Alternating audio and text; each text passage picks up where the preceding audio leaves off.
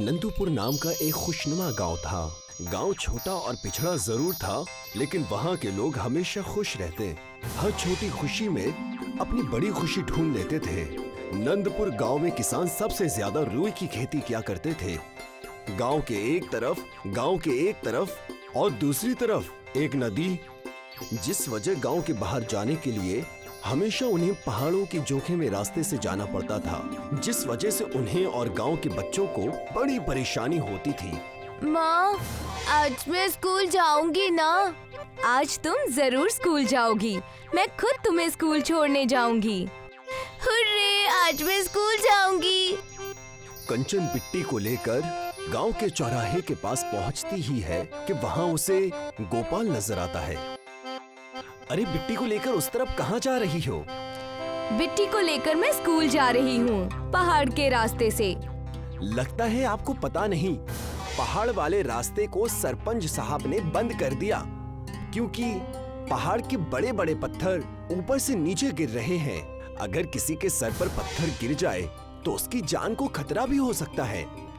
यही तो एक रास्ता था जहाँ से हम गांव से बाहर जा सकते थे। माँ, अब मैं स्कूल कैसे जाऊंगी? मैं तुम्हें आज स्कूल भेज कर ही रहूंगी।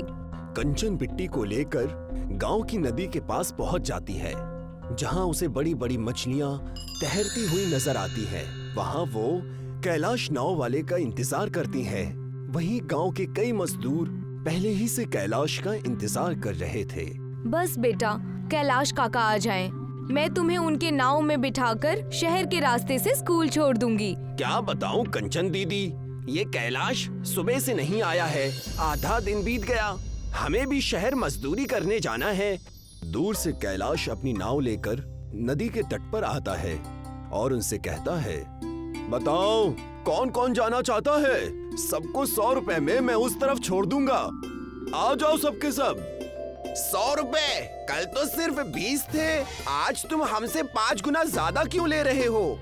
इतने में तो पूरे हफ्ते की सब्जी बन जाए हमारे घर में। तुम ये बहुत गलत कर रहे हो। तुम हमारी मजबूरी का गलत फायदा उठा रहे हो। मुझे मेरे शौहर की दवाइयाँ लेने शहर जाना है, थोड़ा तो रहम करो। 100 ले जाने का, 100 ले आने का। अगर आना है तो आओ, वरना पहाड़ वाली रास्ते से चले जाओ। वहाँ से गए तो तुम वापस कभी नहीं आ पाओगे। मेरी बिट्टी की 1 महीने की स्कूल उतनी है जितनी तुम हमें एक बार ले जाने का बोल रहे हो। ये तो बेहद गलत बात है। कैलाश उनकी बातें अनसुनी करके वहाँ से अपनी नाव घुमाने लगा। तब सारे मजदूरों ने कहा, रुक जाओ कैलाश, मेरे दिन की दिहाड़ी है 400 रुपए। अगर यहाँ रुक गया तो कुछ हाथ नहीं आएगा। इससे अच्छा यही है कि उसका आधा रख लो, कम से कम 2 वक्त का खाना तो नसीब होगा। उस मजदूर के इतना कहते ही सारे सवारे बिना मन के ही कैलाश की नाव में बैठ गए। लेकिन कंचन के पास पैसे नहीं थे, जिस वजह से वो बिट्टी को लेकर चौराहे पर आ गई और सरपंच जी को बुलाने लगी। सरपंच जी, सरपंच जी। क्या हुआ? क्यों इतना चीख रही हो? वो कैलाश हम सबको लूट रहा है। आपके होते हुए भी वो ऐसा कर रहा है। क्या ये सब सही है? इतना कहकर कंचन ने अपनी सारी समस्या सरपंच जी से बताई, जिसे सुनकर सरपंच जी बोले, उस कैलाश की इतनी हिम्मत, उसने ऐसा किया? गांव की बहू बेटियों से वो इस तरह पैसा लूट रहा है। आने दो उसे गांव वापस, मैं उसकी खबर लूंगा। माँ, मैं स्कूल कब जाऊंगी? तुम जरूर स्कूल जाओगी बेटा, फिक्र मत करो। कंचन अपनी बेटी को लेकर वहाँ से चली गई। सरपंच नाव वाले कैलाश से मिला हुआ था। जैसे ही शाम हुई, सरपंच कैलाश से अपने हक के पैसे लेने चला गया। आ गया मेरा शेर। लेकिन कैलाश, मैंने तुझसे कितनी बार कहा है कि इस तरह से अचानक पैसे ना बढ़ा। इकट्ठा तूने दुगने कर दिए। इन गांव वालों को अपना एटीएम बनाना है सरपंच जी। जितना हो सके उतना पैसे इनसे निचोड़ लेने हैं। चला, मेरा हिस्सा तो लेकर आ। इसीलिए तो मैंने पहाड़ वाला रास्ता बंद करवा दिया। ये लीजिए, पूरे 1000 रुपए है। मालिक करे सब ऐसा ही चलता रहे। और ऐसा ही चलता रहा। कैलाश सरपंच के साथ मिलकर गांव वालों को अपने नाव के जरिए लूटता रहा। एक दिन गांव में कुछ सरकारी कर्मचारी एक बड़ी सी नाव लेकर आए। उस बड़ी सी नाव को नदी के किनारे देखते ही सारे गांव वाले वहां जमा हो गए। लगता है कैलाश ने बड़ी सी नाव ले ली। अगर मुझे पता होता नाव के व्यापार में इतना पैसा है तो मैं भी एक नाव ले लेता। यहाँ पर कंचन कौन है जो पूरे 3 महीने से सरकार को खत लिख रही है? उनसे कह दो सरकार ने सुन ली है और तुम्हारे गांव के मसले को सुलझाने का फैसला लिया है। मैं यही हूँ, हाँ मैं ही वो औरत हूँ। मालिक का लाख लाख शुक्र है कि आप आ गईं, वरना हमारा इस गांव में रहना दुश्वार हो रहा था। रहम करके जल्दी से जल्दी पुल बनवा दीजिए। आप उसकी फिक्र मत कीजिए, कई सारे मजदूर मिलकर इस पुल को बना देंगे। आपके गांव से भी कुछ मुश्तंडे चाहिए होंगे इस पुल को बनवाने के लिए। मैं हूँ ना, मैं और मेरे दोस्त आपकी पूरी मदद करेंगे। सरपंच और कैलाश दोनों इस पुल के बनने के खिलाफ थे और तो और कंचन से भी नफरत करने लगे। अब क्या करे सरपंच जी, हमारी तो रोजी रोटी चली गई। जितना तुम परेशान हो उससे ज्यादा मैं परेशान हूँ। कुछ तो हमें सोचना होगा। मेरे पास एक तरकीब है, जल्दी बताइए क्यों आप मेरा ब्लड प्रेशर बढ़ा रहे हैं? एक बार पुल को बन जाने दो, उसे हम बॉम्ब से उड़ा देंगे। लेकिन हम बॉम्ब कहाँ से लाएंगे? तुम उसकी चिंता मत करो। कई साल पहले पहाड़ पर बॉम्ब फोड़कर पहाड़ तोड़ने का सरकार का आदेश था। पहाड़ तो नहीं टूटा लेकिन बॉम्ब रह गया, तो हमारा काम हो जाएगा। कल से तुम हमेशा स्कूल टाइम से जाओगी और वापस भी टाइम पर आओगी। माँ, मुझे तो बस पुल बनने का इंतजार है। और ठीक वैसा ही हुआ। कुछ ही दिनों में सरकारी कर्मचारियों ने पूरा पुल तैयार कर दिया। सारे गांव वाले सो गए थे। सब पुल के उद्घाटन होने का इंतजार करने लगे। लेकिन सरपंच के कहने से कैलाश ने पुल पर बॉम्ब लगा दिया। हट जा कैलाश वहाँ से, उसका बटन दबाने वाला हूँ। कैलाश वहाँ से हट गया। तब सरपंच ने जोर से उस बॉम्ब के दूसरे हिस्से को दबा दिया, लेकिन बॉम्ब का बारूद पुराना और कमजोर होने की वजह से पुल आधा ही टूटा। अब हम क्या करेंगे? ये पुल तो आधा ही टूटा है। ये बात तो मुझे भी समझ में नहीं आ रही। एक काम करो, हमारे पास खेतों में पूरे 10 एकड़ खेत की रुई रखी हुई है। उस रुई को लाकर इस पुल को ढक दो। और कैलाश ने वैसा ही किया। उस टूटे फूटे पुल को बहुत सारी रुई से ढक दिया, जिससे वो पुल टूटा हुआ नजर ही नहीं आ रहा था। पुल को ढक कर दोनों सुबह उस पुल के उद्घाटन में भी चले गए ताकि किसी को शक ना हो। माँ, सबसे पहले पुल में आज मैं जाऊंगी। आप सब तो हमेशा ही जाने वाले हो। ये भी कोई कहने की बात है? सबसे पहले पुल बिट्टी ही क्रॉस करेगी। बिट्टी और अन्य गांव वालों को ये बात बिल्कुल भी पता नहीं थी कि सीमेंट का पुल अब रुई का पुल बन गया है। बिट्टी खुशी खुशी दौड़कर उस पुल पर गई और जैसे ही उसने अपना कदम रुई के पुल पर रखा, रुई की कमजोर होने की वजह से बिट्टी पानी में गिर गई। बचाओ, बचाओ, मुझे बचाओ। माँ, कोई मेरी बेटी को बचाओ। अरे ये कैसा पुल बना दिया है? कोई बचाओ मेरी बच्ची को, बचाओ। बिट्टी को नीचे गिरता देख सब दंग रह गए थे। सरपंच और कैलाश मौका देखते ही भागने की फिराक में थे। पूरा गांव वहां खड़ा था, लेकिन बिट्टी को बचाने के लिए नदी में वहां कोई भी नहीं कूदा।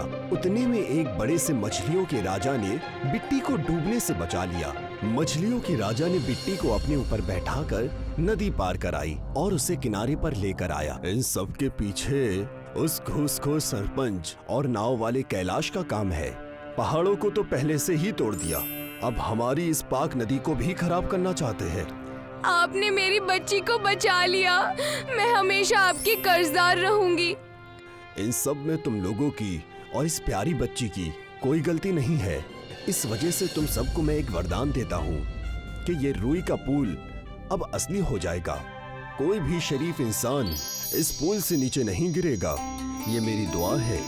मछलियों का राजा इतना कहकर वहाँ से चला गया। सरपंच और कैलाश को सबने पुलिस के हवाले कर दिया और खुशी खुशी उस रुई के पुल का इस्तेमाल करने लगे। बिट्टी भी अब रुई के पुल से स्कूल जाने लगी।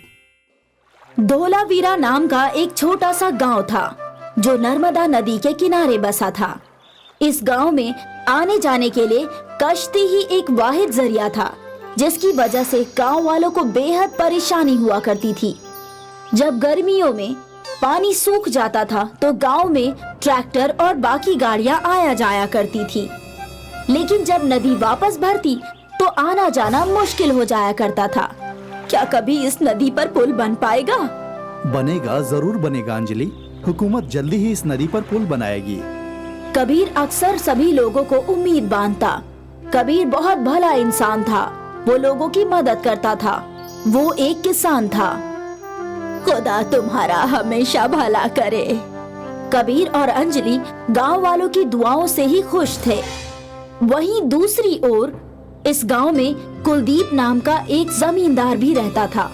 कुलदीप के पास गांव के ज्यादातर खेत थे। वो अपने खेत किसानों को किराए पर दिया करता था। कुलदीप के पास कई सारे ट्रैक्टर भी थे, उन्हें भी वो किराए पर चलवाया करता था। बेटा, इस दफा भी तुमने ट्रैक्टर का किराया बढ़ा दिया है। ऐसा ही चलता रहा तो हम गरीब किसान किस तरह खेती कर पाएंगे बेटा? अरे चाचा, महंगाई कितनी बढ़ गई है। अगर मैं कीमत नहीं बढ़ाऊंगा तो कैसे कमाऊंगा? लेकिन बेटा, कुछ हम गरीबों का भी तो सोचो। हमारे बच्चे भूखे मर जाएंगे बेटा। आप अपने अनाज को अच्छे दाम में फरोख्त कीजिए। आपका भी नुकसान नहीं होगा और मेरा भी नहीं होगा। अगर हमने अनाज का दाम बढ़ाया तो इस मुल्क के गरीब अफराद भूखे मर जाएंगे बेटा। खैर वो सब छोड़ो, ये लो तुम्हारा किराया। ठीक है बेटा। शुक्रिया चाचा। वो बूढ़ा किसान पैसे देकर चला गया और तभी कुलदेव की बीवी रानी वहां आ गई। तुम गरीब किसानों का किराया कम क्यों नहीं कर देते? अगर मैंने किराया कम कर दिया तो हम कमाएंगे कैसे? वैसे भी इन गरीब किसानों को हमेशा रोने की आदत होती है। तुम इन सब बातों पर अपना ध्यान मत दिया करो। ठीक है। रानी देखो, अब इस गांव में हमसे ज्यादा पैसे वाला कोई नहीं है। गांव के आधे खेत हमारे हैं। अगर ऐसे ही चलता रहा तो पूरा गांव हमारा होगा और हमारी नन्ही परी इस गांव की राजकुमारी होगी। खुदा हमेशा हम पर ऐसे ही अपनी रहमत बनाए रखे। हाँ बिल्कुल। एक रोज कबीर अपने गांव की परेशानी लेकर शहर के एक सरकारी दफ्तर में गया। वहां उसने अर्जी लिखी और कलेक्टर को गांव की परेशानी बताई। ठीक है कबीर, मैं आपकी परेशानी हुकूमत के सामने रख दूंगा। मुझे उम्मीद है जल्द ही आपके गांव के पुल की अर्जी मंजूर हो जाएगी। ठीक है? शुक्रिया, आपका बहुत बहुत शुक्रिया जनाब। इस बात को कुछ माह गुजर गए कि कलेक्टर और उनके कुछ अफसर गांव में आए और उन्होंने ये ऐलान किया, हुकूमत ने पुल की अर्जी मंजूर कर ली है। अब जल्द ही यहाँ पुल बनेगा। सारे गांव वाले पुल के कॉन्ट्रैक्ट के लिए टेंडर भर सकते हैं। टेंडर की बात सुनकर कुलदीप के मन में पैसा बनाने का ख्याल आया। अगले ही रोज कुलदीप पैसों का बैग लेकर कलेक्टर ऑफिस पहुंच गया। देखिए, मुझे घुमा फिरा कर बात करनी नहीं आती। आपने कल जो टेंडर की बात की थी वो सिर्फ मुझे चाहिए। मैं आपको आपका हिस्सा दे दूंगा। ये रही आपकी पेशगी। कुलदीप जी, आप ठहरे इतने बड़े आदमी, मैं आपको कहाँ नाराज कर सकता हूँ। ये टेंडर आपको ही मिलेगा, आप बेफिक्र रहिए। कुलदीप ने कलेक्टर को पुल के ठेके के लिए घूस दे दी थी। एक माह बाद गांव में खबर फैल गई कि ये ठेका कुलदीप को मिला है। गांव वाले जानते थे कि कुलदीप बड़ा ही लालची इंसान है, लेकिन वो था तो इसी गांव का, इसलिए वो उससे बात करने उसके घर गए। कुलदीप बेटा, हम जानते हैं कि पुल बनाने का ठेका तुम्हें ही मिला है, इसलिए हमारी तुमसे इल्तिजा है कि तुम ईमानदारी से पुल बनाओ बेटा। पुल बनने से हम गरीब गांव वालों का बहुत भला हो जाएगा। चाचा, मैं पुल बनाऊंगा ही, आप बेफिक्र रहिए। मैं भी तो इसी गांव का हूँ, जल्द ही पुल बन जाएगा, आप बेफिक्र होकर जाइए। कुलदीप की ये बात सुनकर गांव वाले बेहद खुश थे। उन्हें यकीन था कि जल्द ही पुल बन जाएगा। 6 माह गुजर गए, अब तक पुल का काम शुरू तक नहीं हुआ था। ये देखकर गांव वाले एक मर्तबा कुलदीप के पास गए।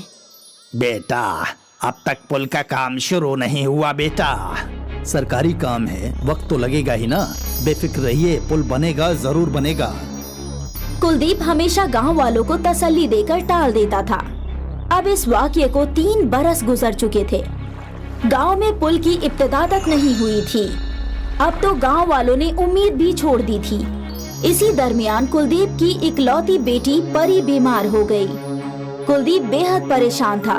उसने डॉक्टर को बुलाया था। आपकी बेटी की तबीयत बहुत खराब है, इसलिए जल्द ही इसे शहर के अस्पताल में ले जाकर इसका ऑपरेशन करना होगा।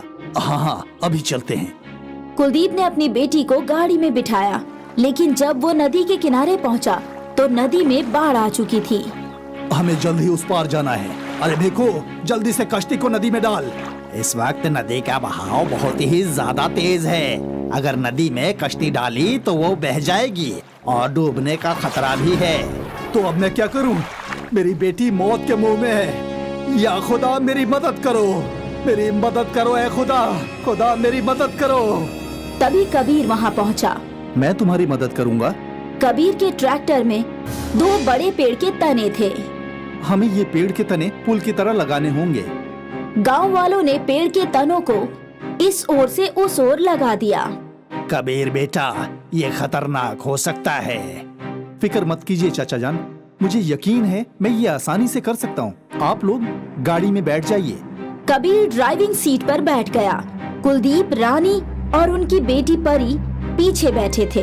कबीर ने आहिस्ता से लकड़ी के ऊपर गाड़ी चलाई और बड़ी एहतियात से गाड़ी चलाता रहा। सभी लोग आश्चर्य से कबीर को देख रहे थे।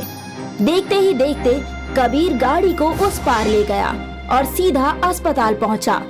कुलदीप ने अपनी बेटी परी का ऑपरेशन करवाया और फिर वो कबीर के पास गया।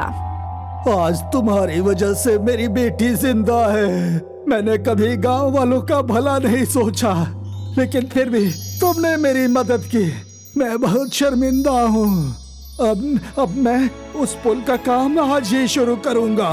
तुम्हारा बहुत बहुत शुक्रिया। कुछ ही रोज में पुल बनने का काम शुरू हो गया और 2 बरस बाद धोलावीरा गांव का पुल बन गया। अब कुलदीप भी पहले जैसा लालची नहीं था। वो भी गरीब गांव वालों की मदद करता था। कबीर ने अपनी अच्छाई से बुरे कुलदीप को भी बदल दिया। गांव वालों की जिंदगी खुशहाल हो गई। धोलावीरा नाम का एक छोटा सा गांव था जो नर्मदा नदी के किनारे बसा था। इस गांव में आने जाने के लिए कश्ती ही एक वाहिद जरिया था, जिसकी वजह से गांव वालों को बेहद परेशानी हुआ करती थी। जब गर्मियों में पानी सूख जाता था तो गांव में ट्रैक्टर और बाकी गाड़ियां आया जाया करती थी, लेकिन जब नदी वापस भरती तो आना जाना मुश्किल हो जाया करता था। क्या कभी इस नदी पर पुल बन पाएगा? बनेगा, जरूर बनेगा अंजलि। हुकूमत जल्दी ही इस नदी पर पुल बनाएगी। कबीर अक्सर सभी लोगों को उम्मीद बांधता। कबीर बहुत भला इंसान था। वो लोगों की मदद करता था। वो एक किसान था। खुदा तुम्हारा हमेशा भला करे। कबीर और अंजलि गांव वालों की दुआओं से ही खुश थे। वहीं दूसरी ओर इस गांव में कुलदीप नाम का एक जमींदार भी रहता था। कुलदीप के पास गांव के ज्यादातर खेत थे। वो अपने खेत किसानों को किराए पर दिया करता था। कुलदीप के पास कई सारे ट्रैक्टर भी थे। उन्हें भी वो किराए पर चलवाया करता था। बेटा, इस दफा भी तुमने ट्रैक्टर का किराया बढ़ा दिया है। ऐसा ही चलता रहा तो हम गरीब किसान किस तरह खेती कर पाएंगे बेटा। अरे चाचा, महंगाई कितनी बढ़ गई है। अगर मैं कीमत नहीं बढ़ाऊंगा तो कैसे कमाऊंगा? लेकिन बेटा, कुछ हम गरीबों का भी तो सोचो। हमारे बच्चे भूखे मर जाएंगे बेटा। आप अपने अनाज को अच्छे दाम में फरोख्त कीजिए। आपका भी नुकसान नहीं होगा और मेरा भी नहीं होगा। अगर हमने अनाज का दाम बढ़ाया तो इस मुल्क के गरीब अफराद भूखे मर जाएंगे बेटा। खैर वो सब छोड़ो, ये लो तुम्हारा किराया। ठीक है बेटा। शुक्रिया चाचा।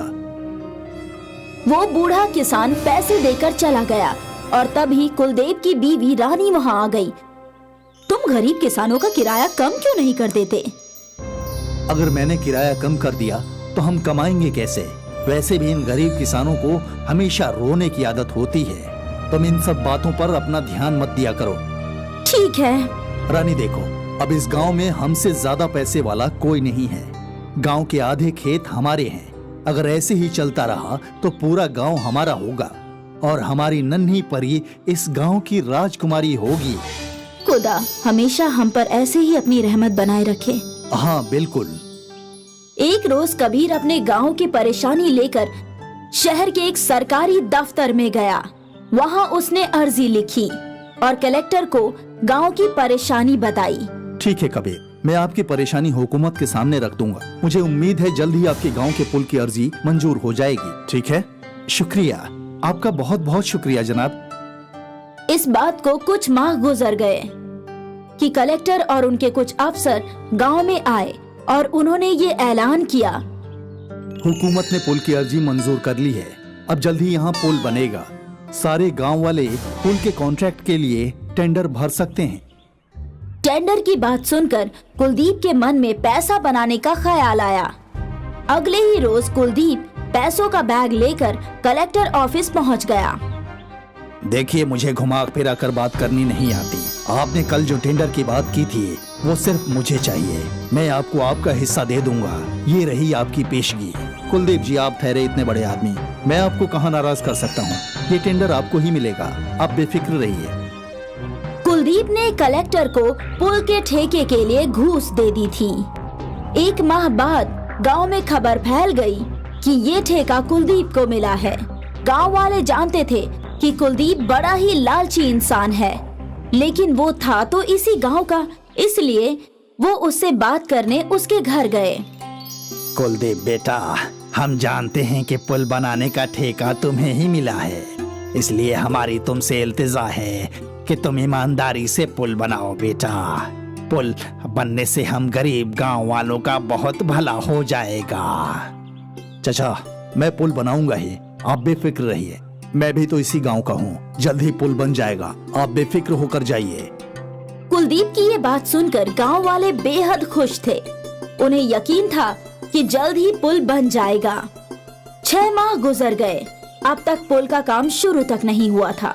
ये देखकर गांव वाले एक मर्तबा कुलदीप के पास गए। बेटा, अब तक पुल का काम शुरू नहीं हुआ बेटा। सरकारी काम है, वक्त तो लगेगा ही ना। बेफिक्र रहिए, पुल बनेगा, जरूर बनेगा। कुलदीप हमेशा गांव वालों को तसल्ली देकर टाल देता था। अब इस वाकये को 3 बरस गुजर चुके थे। गांव में पुल की इब्तिदा तक नहीं हुई थी। अब तो गांव वालों ने उम्मीद भी छोड़ दी थी। इसी दरमियान कुलदीप की इकलौती बेटी परी बीमार हो गई। कुलदीप बेहद परेशान था। उसने डॉक्टर को बुलाया था। आपकी बेटी की तबीयत बहुत खराब है, इसलिए जल्द ही इसे शहर के अस्पताल में ले जाकर इसका ऑपरेशन करना होगा। हाँ, अभी चलते हैं। कुलदीप ने अपनी बेटी को गाड़ी में बिठाया, लेकिन जब वो नदी के किनारे पहुंचा तो नदी में बाढ़ आ चुकी थी। हमें जल्द ही उस पार जाना है। अरे देखो, जल्दी से कश्ती को नदी में डाल। इस वक्त नदी का बहाव बहुत ही ज्यादा तेज है। अगर नदी में कश्ती डाली तो वो बह जाएगी और डूबने का खतरा भी है। तो अब मैं क्या करूं?